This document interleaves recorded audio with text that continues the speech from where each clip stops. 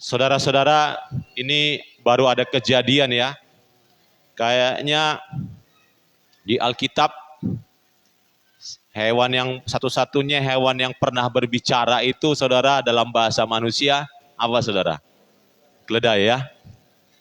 Dia bisa berpikir, tiba-tiba aja bisa berpikir, bisa berargumen, dan dia bisa mengingat masa lalu dan mengingatkan jasa-jasanya. Ini luar biasa ini. Biasanya hewan yang seperti itu kan yang mengingat jasa tuannya, yang tunduk pada tuannya, yang biasanya apa saudara? Anjing ya. Ini keledai ya. Yang kita tahu biasanya juga yang menirukan bahasa itu burung beo ya. Tapi kalau ini keledai bisa, ini ajaib. Ini hanya sekali kayaknya terjadi di seluruh dunia, saudara ya. Dan itu keledai siapa? Bileam. Beruntunglah dia pada masa itu. Kenapa? Keledainya bisa bicara, saudara ya. Tapi hanya pada momen itu saja. Nah, saudara, ini adalah peristiwa Bileam bin Beor. Bileam bin Beor ini sebenarnya, saudara, dianggap seorang petenung. Ya, dia dianggap seorang petenung, tapi kok bisa ya menjumpai Elohim Yahweh? Di dalam doanya, dia bisa menjumpai Elohim Yahweh. Dan terjadi pada zaman Musa.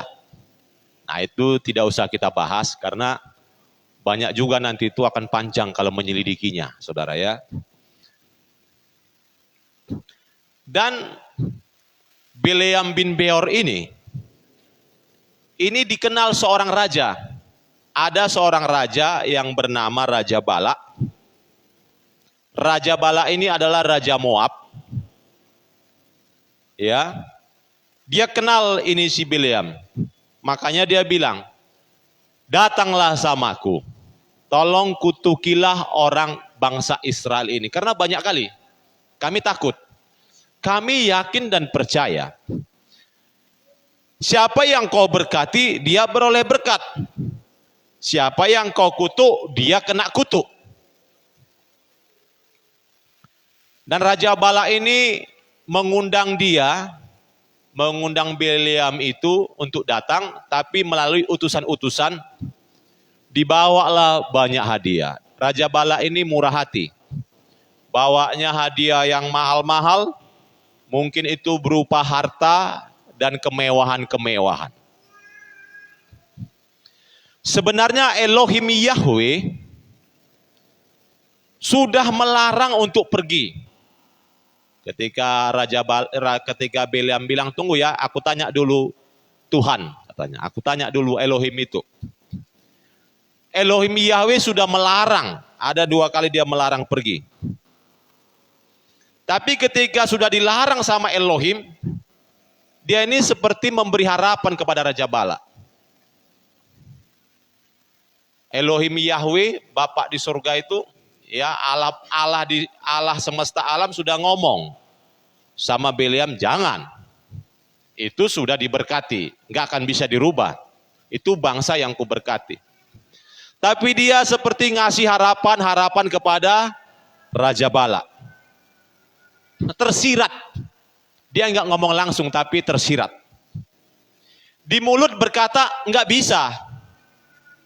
Tapi niat hati sebenarnya, dia kepingin mendapatkan hadiah besar. Makanya dia selalu minta tanda. Nanti aku cari dulu tanda dari Tuhan. Tolong datanglah dulu. Kira-kira begitu. Raja Balak bilang, datanglah dulu. Kutuklah orang ini, bangsa Israel. Tunggu ya, kutanya Tuhan ya. Tunggu ya, kutanya Tuhan ya. Sebenarnya dia tergiur dengan apa? Karena ada bawa hadiah. Hadiah besar. Ya. Mungkin kira-kira umpamanya saudara datang sama saya minta doa. Tolonglah Pak Pendeta, doakan anak saya ini lulus PNS, kira-kira begitu. Lalu saya tanya Tuhan, oh nggak akan lulus itu, kira-kira gitu ya. Tolonglah Pak Pendeta, tapi saudara bawa ini, mobil Pajero 1. Ya, kira-kira bawa mobil Pajero yang baru satu. Tunggu ya, aku tanya sekali lagi ya. Kira-kira gitu ya. Nanti aku tanya lagi ya. Enggak bisa kata Tuhan. Kata Tuhan enggak bisa, udah pulanglah kalian. Lalu datang lagi mobil Pajero 2. Tunggu ya, aku tanya lagi ya. Tapi kata Tuhan enggak bisa, tapi tunggu ya. Nah, sebenarnya sudah ada tanda-tanda kata Tuhan tidak. Tapi di hati ini, tunggulah. Aku tanya dulu Tuhan, mana tahu bisa berubah. Kan gitu. Jadi Bileam ini menggambarkan sama Raja Balak seolah-olah Tuhan itu jadi pelin-pelan. Padahal sebenarnya yang pelin-pelan itu siapa? Bileam. Ya. Dicarinya tanda ajaib, semoga Tuhan berkenan. Padahal sudah jelas, tidak bisa, itu bangsa yang kuberkati. Dia bukan berdoa mencari kehendak Tuhan. Dia berdoa mencari kehendaknya sendiri. Ya, jadi kadang-kadang kita mau gitu. Tuhan bisa enggak ini? Bisa enggak? Tolonglah Tuhan. Lalu enggak kita dapatkan. Tolonglah Tuhan. Kadang-kadang kita berdoa itu mau seperti itu. Yang kita cari bukan kehendak Tuhan. Udah jelas kadang-kadang kita tidak punya kemampuan untuk menerima jawaban doa itu. Tapi kita apa? Karena kepingin, kita paksa Tuhan. Lalu Tuhan menyingkapkan mata Bileam. Dilihatnya malaikat Tuhan dengan pedang terhunus di tangannya berdiri di jalan. Lalu berlututlah ia bersujud. Berfirmanlah malaikat Tuhan kepadanya, apakah sebabnya engkau memukul keledaimu sampai 3 kali? Lihat, aku keluar sebagai lawanmu, sebab jalan ini pada pemandanganku menuju kepada kebinasaan. Jadi karena dia bolak-balik minta tanda, jadi Elohim Yahweh bilang begini, ya udah pergilah kau, pergilah. Waktu dia pergi, sebenarnya Tuhan tidak berkenan. Lalu datanglah malaikat Tuhan diutus pakai pedang yang panjang. Malaikat Tuhan ini diutus memakai pedang yang panjang untuk apa? Mau membunuh Bileam. Entah kenapa bisa kuda ini, Bileam nggak nampak, keledai ini melihat, wih ada musuh di depan. Diselamatkannya tuannya bolak-balik, tapi dipukuli. Lalu terbuka matanya. Kalau tadi sudah 3 kali dia menyelamatkan kau, kalau enggak selamatkannya kau, keledaimu akan selamat tapi kau mati. Nah kira-kira begitu ya. Aku keluar sebagai lawanmu. Bayangkan dia berdoa, seolah-olah dikabulkan Tuhan, pergilah kau. Tapi apa? Aku keluar sebagai lawanmu. Nah, ini luar biasa ya. Ternyata doa-doa kita bisa membuat kita ini berseberangan dengan Tuhan. Ingat ya, kalau kita sudah mulai menuju kedewasaan, kita hati-hati dengan apa yang kita minta di dalam doa. Jangan-jangan doa kita membuat kita bermusuhan dengan Tuhan. Amin. Doa kita itu membuat kita bermusuhan dengan Tuhan dan Tuhan menjadi lawan kita. Ya saudara, aku keluar sebagai lawanmu sebab jalan ini pada pemandanganku menuju kepada kebinasaan. Nah saudara, Bileam itu berdoa kepingin sesuatu lalu dia minta tanda. Kadang-kadang kita juga seperti itu, pingin sesuatu kita minta tanda. Sudah dikasih tanda tapi kita pingin minta tanda kedua. Sudah dikasih tanda kedua, ingin lagi minta tanda ketiga. Udah kasih tanda ketiga, ingin minta lagi tanda keempat. Lalu apa kata Tuhan? Udah pergilah kau, pergilah. Tapi sebenarnya itu tidak berkenan. Saya teringat, saya dulu pernah berdoa cari jodoh. Lalu ketika saya bertemu dengan beberapa wanita dalam kurun waktu yang berbeda, ya, doa saya itu agak unik-unik dulu, saudara ya. Ya. Ada orang ketika dia mencari jodoh, ada orang-orang tertentu ketika dia cari jodoh. Saya mendengar kesaksian langsung ini ya, dan saya lihat baca di buku, Tuhan berbicara langsung. Tuhan berbicara, itulah jodohmu. Itulah istrimu, katanya. Ada seperti itu. Beberapa hamba Tuhan mendapat pernyataan Tuhan, itu istrimu.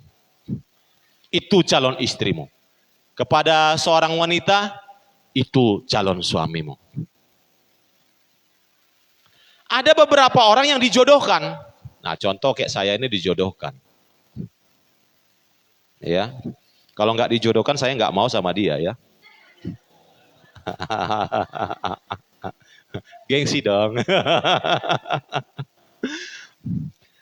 Ada orang yang nyari sendiri dan menilai sendiri, cari sendiri, nilai sendiri dengan sabar. Tetapi ada beberapa orang memilih-milih untuk menunggu, dipilihnya tapi ditunggunya dan pasif. Tapi tidak punya keberanian dan tidak mau ngambil risiko.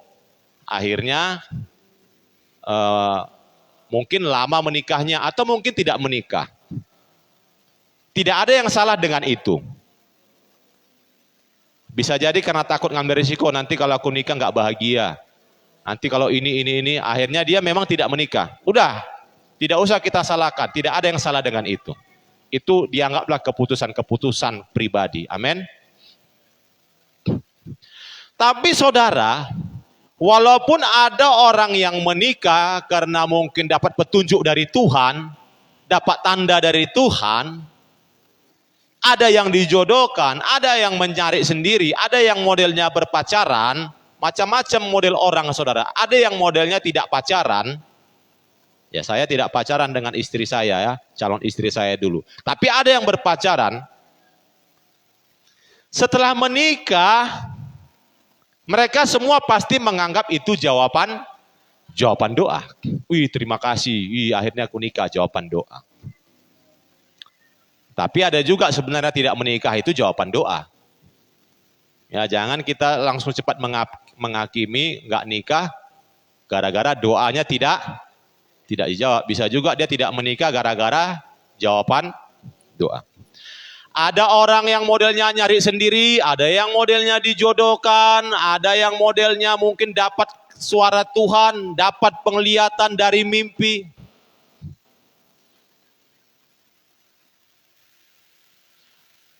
Model orang menikah dapat jodoh, ini contoh saya katakan dulu kita berdoa sama Tuhan lah ya.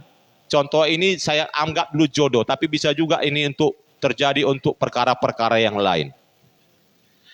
Ada yang berbahagia dengan dapat pewahyuan Tuhan, dengan dijodohkan, dengan pacaran.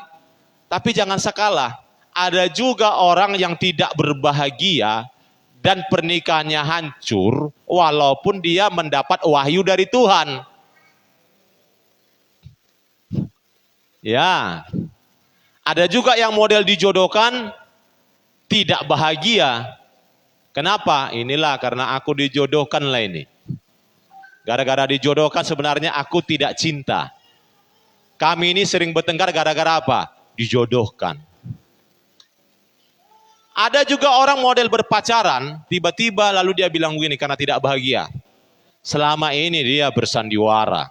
Tak kusangka selama pacaran semua ditutupinya dengan rapi. Setelah nikah terbongkarlah semua. Ada juga yang modelnya dapat jawaban Tuhan dengan penglihatan dan doa, bercerai juga. Lalu alasannya apa? Alasannya begini. Mungkin waktu itu aku salah mendengar dari Tuhan. Kayaknya bukan ini. Kayaknya bukan ini. Kayaknya bukan ini. Bisa ya Tuhan salah jadinya ya. Jawaban-jawaban doa bisa jadi tidak memuaskan hatinya. Ini contoh dulu dalam pernikahan. Kenapa? Karena pernikahannya tidak bahagia. Kenapa pernikahannya tidak berbahagia? Kenapa ada pernikahannya berbahagia? Nah, yang berbahagia, pernikahannya yang berbahagia dan menganggap itu jadi jawaban doa karena dia berusaha memberikan kebahagiaan dalam rumah tangganya. Dan dia berusaha menjadi orang yang tepat bagi orang lain. Banyak orang yang hancur pernikahannya karena dia menganggap jodohnya atau pasangannya adalah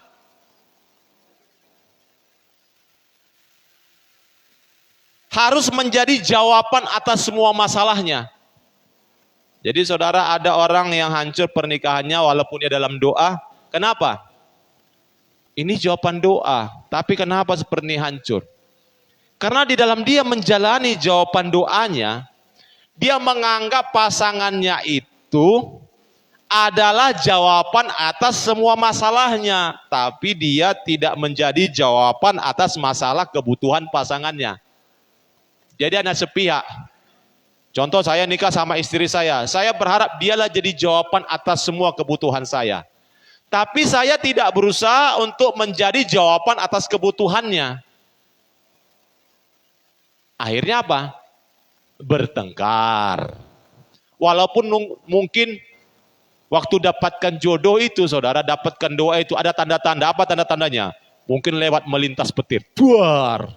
Inilah jodohmu. Duar. Inilah jodohmu. Duar. Lalu terjadi angin ribut, saudara. Lalu mimpi, dapat penglihatan orang baju putih. Inilah jodohmu. Inilah jodohmu. Tapi bisa nggak bahagia. Kenapa? Karena dia menganggap jawabannya ini adalah jawaban bagi doanya, bagi kebutuhannya. Sementara dia tidak berusaha menjadi jawaban atas kebutuhan pasangannya. Doa-doa seperti inilah, saudara, yang membuat Tuhan itu tidak berkenan. Amin. Amin.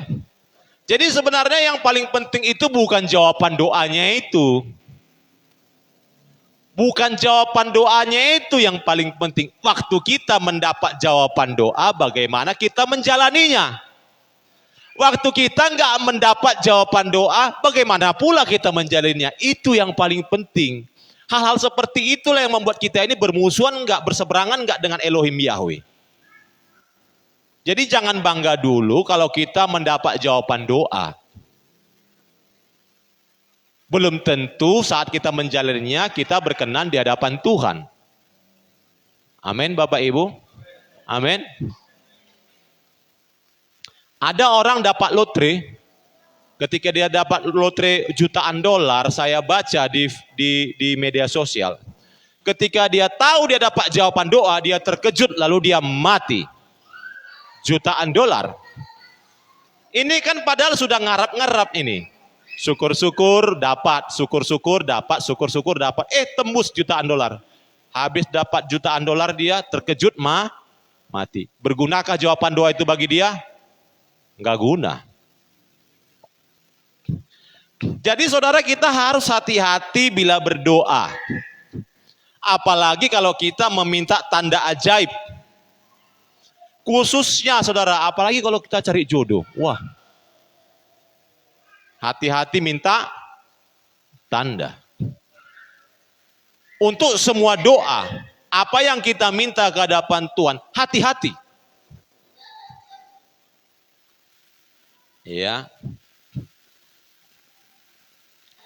Saya teringat dulu ketika saya berdoa mencari jodoh,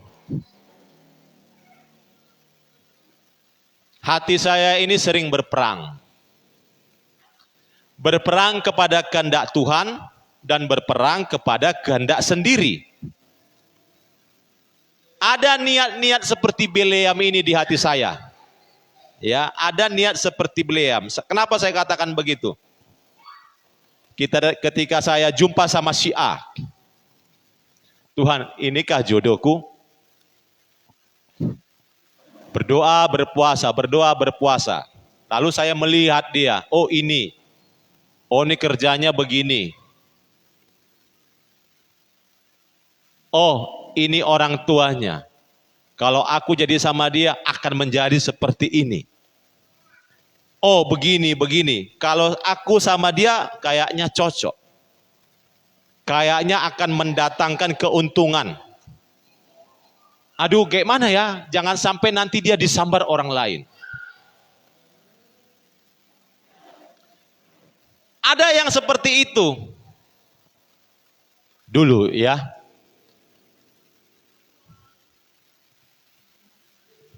Ada ketakutan. Kenapa? Nanti diambil orang lain. Aduh, sayanglah dia ini. Tapi ada yang saya ingat begini. Saya mengingat gambaran Bileam. Yang saya ingat ini, saudara, waktu Bileam itu, gambarannya itu Bileam jalan, ingin mendapat jawaban doa. Lalu tiba-tiba apa? Datang malaikat Tuhan pakai pedang. Jadi saya campur doa saya itu begini. Saya katakan doa saya seperti ini. Tuhan, kalau memang ini jodohku, Tuhan membuatnya ada terbuka jalan menjadi dekat, ada jalan yang permudah. Tapi kalau bukan dia Tuhan, biarlah Tuhan berdiri di depan jalanku, seperti malaikat Tuhan memakai pedang mengancam aku. Buatlah aku jadi musuhmu. Supaya aku tahu bahwa doaku ini tidak berkenan di hadapan. Kira-kira begitu. Ganti beberapa wanita, akhirnya nggak ada yang jadi. Inilah yang jadi, saudara ya. Tapi saudara, tidak semua doa seperti itu. Kadang-kadang lupa. Kenapa? Ada nafsu di hati. Ada ketika dapat jawaban doa, nyesal. Jadi kita ini ketika kita berdoa ini, saudara, ingat saudara, belum tentu doa kita ini berkenan di hadapan Tuhan walaupun sepertinya baik. Doa kita itu doa yang baik. Ada mungkin terselip nafsu di dalamnya, saudara. Jadi kalau saya berdoa, pengen sesuatu, memohon. Kalau ini tidak berkenan Tuhan, engkau di depanku menjadi musuhku. Seperti malaikat Tuhan yang bawa pedang mengancam aku. Sehingga aku tahu ini salah. Ini nggak perlu lagi diperjuangkan. Amin. Kalau Pak Erastus lebih ngeri lagi, saudara. Tuhan, kalau nggak berkenan hidupku, bunuhlah aku, katanya. Bunuh aku Tuhan, matikan aku. Saya belum berani berdoa seperti itu. Tuhan, kalau ada yang tidak berkenan, ada motivasiku yang salah. Contoh, Tuhan dalam pelayanan atau ini ada doa-doa seperti ini yang tidak berkenan, Kaulah jadi lawanku Tuhan. Itu untuk menetralisir dan memurnikan hati kita. Amin. Amin. Nah saudara, ambisi dan nafsu sering membuat seseorang tersesat di dalam doa. Ambisi dan nafsu kita sering membuat kita itu tersesat. Doa kita itu doa tersesat. Kenapa? Karena jawaban doa kita dipakai untuk memuaskan diri kita sendiri. Ya, yang tahu itu saudara dengan Tuhan. Yang tahu itu saudara dengan Tuhan. Doamu itu untuk memuaskan hasratmu atau untuk kepentingan Tuhan. Coba cek sendiri, saudara. Coba cek. Doa yang paling penting adalah berdoa untuk mencari dan menyenangkan hati Tuhan. Mencari kehendak Tuhan dan menyenangkan hatinya. Jadi saudara, saya tidak menganjurkan lagi doa-doa mengklaim. Saya tidak menganjurkan lagi semakin saya semakin menjalani perjalanan hidup, saya tidak menganjurkan doa mengklaim. Aku mau beli ini, aku klaim dapat dalam nama Tuhan Yesus. Saya enggak menganjurkan lagi doa seperti itu.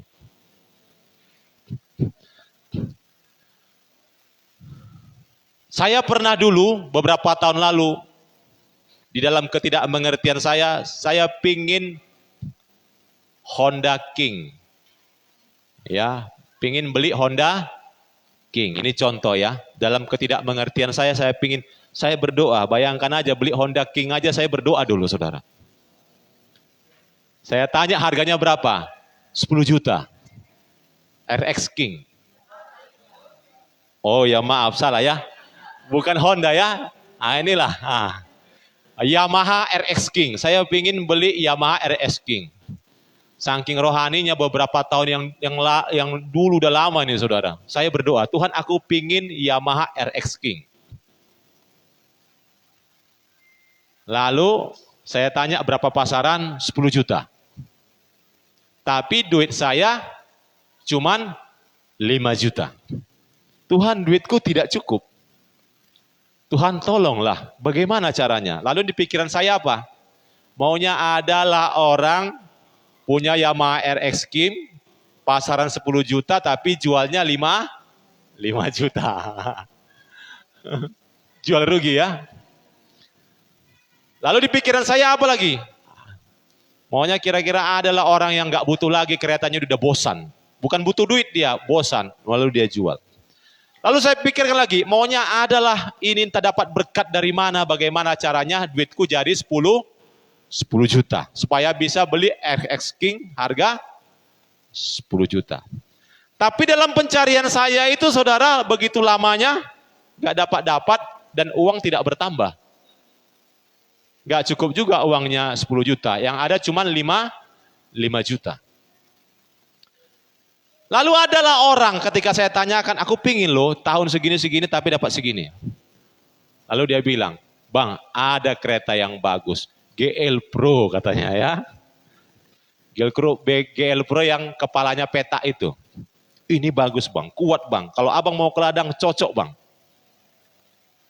Saya berpikir apakah ini jawaban doa? Akhirnya saya beli lagi GL Pro itu. Saya beli GL Pro, ya udahlah anggaplah ini jawaban doa. Tapi menaiknya saudara kayaknya nggak enak. Ini jawaban doa atau enggak ya?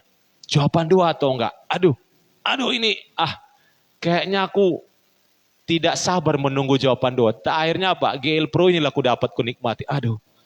Menyalahkan semua hal, menyalahkan ini. Tapi GL Pro tetap dipakai.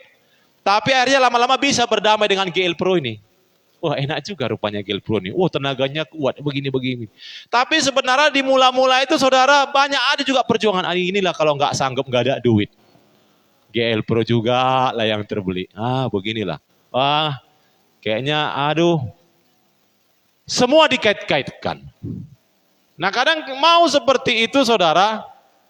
Sebenarnya kemampuan kita cuman beli GL Pro. Ngarapnya apa saudara? RX King. Waktu dapat GL Pro kayaknya bukan jawaban Tuhan. Padahal memang itulah kemampuan kita, memang itulah yang bisa kita tangani dan memang itulah yang ada dananya.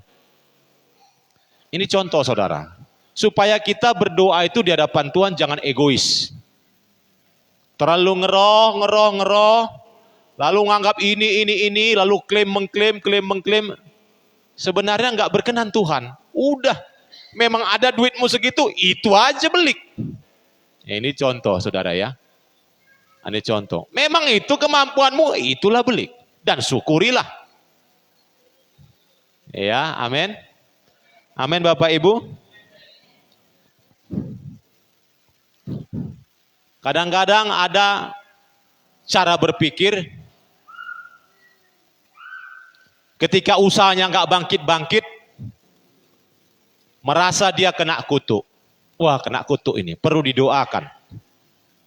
Didoakan, dilepaskan kutuk, dipatahkan kutuk. Tapi usaha nggak bangkit-bangkit. Kenapa itu? Apakah memang karena memang doanya nggak diterima Tuhan lagi? Apakah memang dia kena kutuk dari nenek moyang?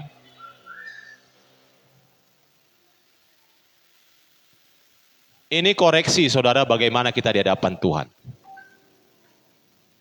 Berdoa tapi nggak berhasil nih. Berdoa tapi hidup nggak maju-maju. Seolah-olah merasa kena kutuk. Lalu merasa mungkin Tuhan nggak memperhatikan lagi hidupku. Saya mau katakan ya, ketika Adam dan Hawa dikutuk di Taman Eden, ketika Adam dan Hawa terkena kutuk di Taman Eden, kutuk itu pun ada gunanya. Loh, kenapa ada gunanya? Nah, contoh. Hai engkau perempuan, susah payahmu melahirkan engkau akan susah payah. Iya, engkau akan susah payah melahirkan dan kesusahanmu sangat banyak. Kan begitu. Contohlah saudara, seorang ibu sudah mau melahirkan, tidak ada tanda-tanda sakit di perutnya. Itu kan salah satu kena kutuk itu. Kenapa? Ketika mau melahirkan sakit perutnya. Aduh, inilah kutuk dari Tuhan. Seandainya lah kutuk itu tidak ada saudara. Contohlah dulu, tidak adalah rasa sakit. Karena ada beberapa orang ibu-ibu yang tidak merasakan sakit waktu mau melahirkan. Iya, aku sakit perut, kamar mandi. Seperti mau buang air besar. Tiba-tiba waktu di kamar mandi, yang keluar apa saudara? Bayi. Kalau dia tidak sigap, bagaimana saudara kepala bayi itu akan masuk ke dalam selokan saudara? Ke dalam got itu. Atau mungkin dia ke kamar apa? Ke sungai. Lalu dia melahirkan di sungai, dia pikir dia mau buang air besar, tiba-tiba keluar bayinya, lalu ngeluncurlah saudara di sungai itu. Gimana ngejarnya saudara?